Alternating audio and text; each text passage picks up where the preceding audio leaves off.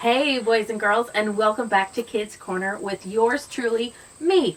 So happy that you're all here today, and we're going to talk about a very special lady. And you know, it's funny because you guys probably, maybe some of you have heard of her, and maybe some of you haven't. Her name is Ruth, and we are going to meet her today, and she is an amazing woman and has a really amazing story. I can't wait for you to meet her.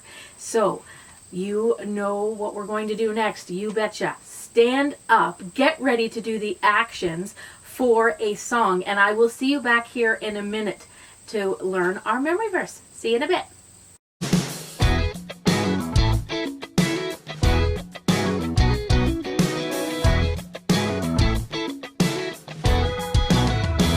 Whether I'm driving in the car or shopping in the store, making mashed potatoes or sweeping up the floor, cleaning up my room or starting up the mower, I'm gonna praise the Lord.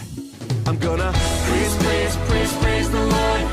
Praise the Lord. I'm gonna praise the Lord. I'm gonna praise the Lord. Whether I'm dancing like a robot or reaching for the stars, running through a sprinkler or climbing monkey bars, swimming in a lake or rocking my guitar, I'm gonna praise the Lord. I'm gonna praise the Lord. Praise the Lord. I'm gonna praise the Lord. I'm gonna praise the Lord. Everybody on the left, what you gonna do now? Praise the Lord. Everybody on the right, what you gonna do now? Praise the Lord. Everybody in this place, what you gonna do now? Praise the Lord. Everybody on the left, what you gonna do now? Praise the Lord. Everybody on the right, what you gonna do now? Praise the Lord. Everybody in this place, what we gonna do? We're gonna praise the Lord. We're gonna praise the Lord. We're gonna praise the Lord. Praise the Lord. We're gonna praise the Lord. We're gonna praise the Lord. We're gonna praise the Lord. We're gonna praise the Lord. And welcome back. I hope you got up and did all the actions. I know I did. So, just before we meet our amazing guest today, we need to go over our memory verse. Now, our memory verse is actually found in the book of Ruth, because there is actually a book in the Bible written about Ruth and her story. It's not a very big book, but it is a book nonetheless. So, in Ruth, this verse is actually something Ruth said to her mother-in-law, and we'll let her explain why she said it. But this is a very important thing that people say all over the world today. Okay, so here's our verse for today. Wherever you go, I will go. Wherever you live, I will live. Your people will be my people, and your God will be my God. And that's found in Ruth 1, verse 16. So let's read that together real slow. Are you ready? Wherever you go, I will go. Wherever you live, I will live. Your people will be my people, and your God will be my God. And that's Ruth 1:16. So how about I say the first part and you say the second part? So when I say, wherever you go, and then you say, I will go. Okay? Are you ready? So wherever you go, wherever you live, and your people will be, and your God will be, and hopefully you said, my God. And that's found in Ruth 1:16. And that's the verse for today. You can find it on your card that looks like this in your box that says Ruth on it, and it has our Bible verse on the back, so you can learn it.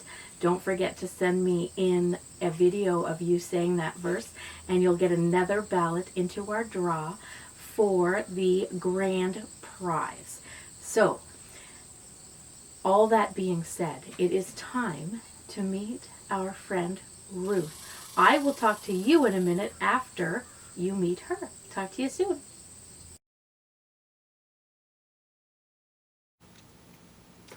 Hello, boys and girls.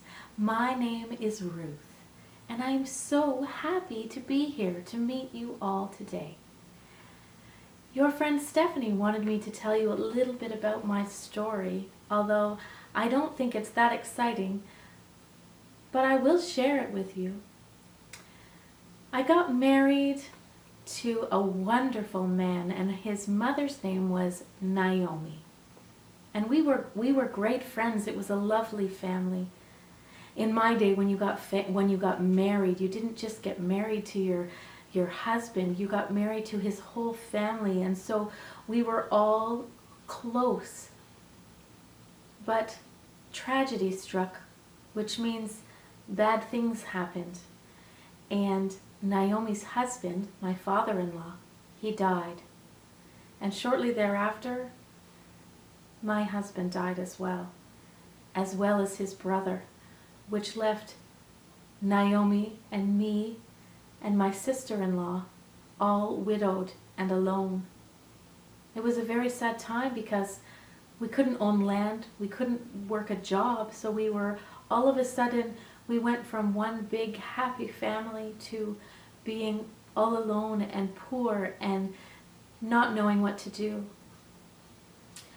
Naomi took both of us girls aside and said that we could go home to our families, like to our birth moms and dads, and that we could just go home. But I knew that I had made a promise to her and to her family that I couldn't just leave her alone.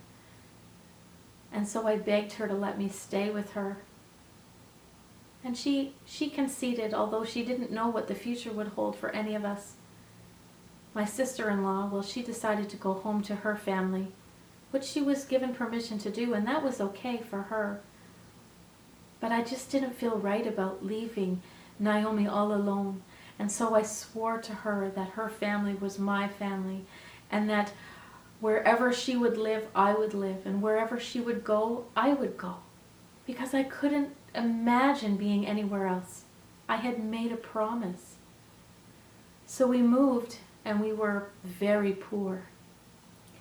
So Naomi sent me to the fields to gather wheat so that we could eat. And I ended up in a field of one of our redeemers, and I guess today you don't have those kinds of things, so maybe I need to explain a little bit. In my day, when a husband passes away, it's up to the family of the men in the family to take the women in and to marry them and help them have children, so that they're not alone and we're able to eat and get clothed and have a place to live. Well, I ended up picking wheat at Boaz's farm, who was one of the men in Naomi's family who could take us in. And to make a long story short, after I followed Naomi's instructions, and Boaz was such a good man, there was someone closer in relation that was his responsibility first to take us in. But he couldn't. So Boaz promised that if he couldn't, that he would take us in. And you know, Boaz and I were married, and we looked after Naomi, and we gave birth to a son. That would be Naomi's grandson. God works everything out. He works all things together for good for those who obey him and for those who love him. Naomi's God became my God, and he looked after every detail that we needed him to look after. And you know, as it turns out, my great-great-grandson became a king. Can you imagine? After being poor and having nothing, my great-grandson became a king. What a blessing. God is so good. I hope you learned something from my story today. And I hope that we run into each other again soon. Bye-bye. Hey everybody, I hope you enjoyed meeting Ruth. She is an amazing lady. Even though she might not think that she did anything great, she had the opportunity to go home to her own mom and dad. And yet she knew that she had made a promise before God to stay with Naomi and her family because she had married Naomi's son, right? So she had made that promise to stay in that family forever. And she didn't break that promise. And because she didn't, God rewarded her with a new husband and a life and kids. And do you know that Ruth is actually David's great grandmother, which is pretty incredible. We'll maybe talk about David another day, but David was a king and he was a pretty impressive guy. And she was his great grandmother. Imagine had she not done what she was told to do and she went back to her family. I don't know if there'd been a King David and all of those things. But God knew that Ruth would be obedient and do what she was called to do and be loyal to her family. And loyal just means putting other people, the relationship, putting people first and being faithful to others. So always be loyal to your family and your friends and take care of them whenever you can. And it's important that we keep our word and keep our promises for the things that we say. So all that being said, we're going to go do a craft together. It's a little bit harder this week, so make sure you have your boxes, and I will see you at our craft table. Hey everybody, welcome to my little craft corner that we can do a craft together. So I need you to get your boxes if you don't already have them.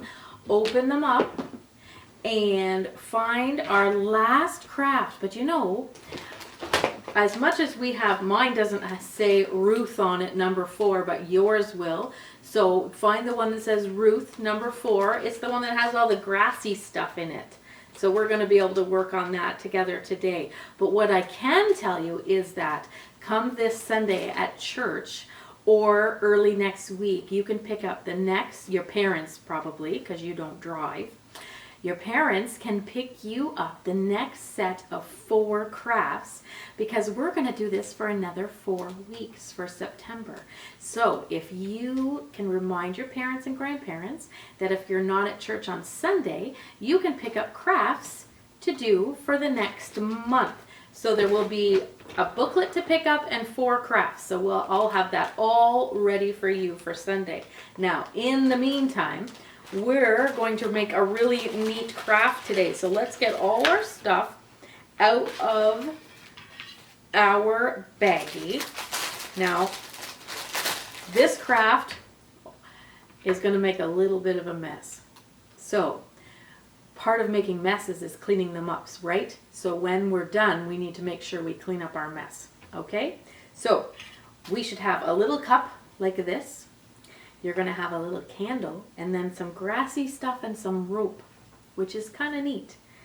So we're going to take our rope. Now parts of these you might need help from your mom or your dad or whoever's with you helping you, because some stuff is a little bit harder with this one. So we're going to take the rope just so we can make it look a little more old-fashioned, and we're going to wrap it and wrap it and wrap it around the handle. Just so it doesn't look so much like plastic, but it looks more like something in Ruth's time, for like when she was gathering sheaves in the field, you know, that kind of stuff. Now, we don't have to worry about glue for this because you might need some help, but you can just tuck the end in underneath. So then it'll stay all tucked in like that. See? That's mine. Now, you might notice that our cups have little white stripes around them. Now, what this is double-sided tape. So all you need to do is, it's sometimes hard, so find the end and peel it off. And the paper, this part, can go in the garbage. I'll throw mine in the garbage when I'm done. And the other part is going to stay stuck on your cup and be sticky. Now, try not to touch that sticky part, because we want our stuff to stick on it, right? So we're going to get our grass or our wheat or straw, whatever you want to call it. We're going to make a little bit of a mess. Sorry, moms and dads, whoever is doing the cleanup. You're going to get little bunches, and we're going to stick them on the tape. So then we're going to hide the plastic cup, and we're just going to stick little bits all the way around. Now I might not get all mine done, but you can take your time and stick grass so it looks like wheat and straw. There's also other little pieces that will stick up, these little golden brown pieces. You can stick those throughout as well, all the way around. And whatever will stick, see, this is what it will look like once it's all the way around. We can take our candle. See, not all of it's going to stick, and that is okay. Just stick what will stick on the sticky part all the way around. I'm going to try and get mine all the way around. There we go. See, some of it will fall off, and that's okay. But see, it looks kind of neat once we get our wheat stuck on. There we go. And then we can turn our candle on. See if I can get mine to turn on with one hand. See, my candle's all lit up. And we put it inside the cup. And we have a cool little candle holder, just like that. So you can take your time and put your grass all the way around, however way you like, because it's yours. And there's mine.